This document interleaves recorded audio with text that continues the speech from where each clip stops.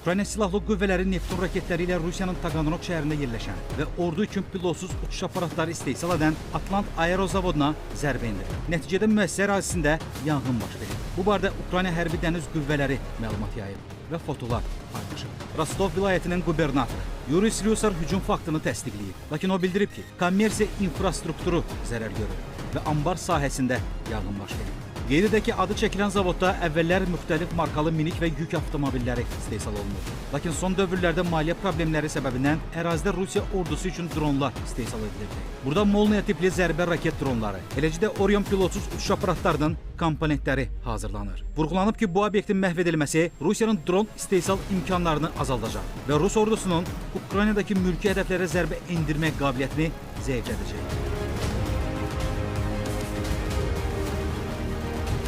Ukraynanın isə Xerson şəhərinə hücum edilib. Dron zərbələri nəticəsində bir nəfər həlak olub, 2 nəfər xəsarət alıb. Mürəkkəb təhlükəsizlik vəziyyətinə baxmayaraq, xilasedicilər həlak olan sürücünün meydini çıxarıblar, deyə məlumatda bildirilib.